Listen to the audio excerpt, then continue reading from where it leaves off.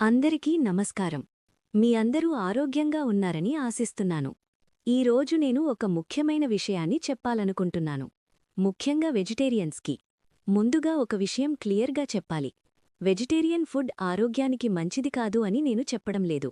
Vegetarian ఆహారం మంచిదే. కానీ మనం రోజూ తినే ఆహారంలో ఒక ముఖ్యమైన పోషకాన్ని పూర్తిగా మరిచిపోయారు. అదే ప్రోటీన్.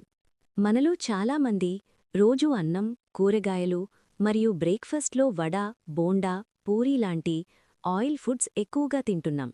ఇవి కడుపు నింపుతాయి కానీ ప్రోటీన్ మాత్రం ఇవ్వవు. ఇలా రోజూ ప్రోటీన్ తక్కువగా ఉండే, ఆయిల్ ఎక్కువగా ఉన్న ఆహారం తింటే మన జీర్ణశక్తి బలహీనపడుతుంది.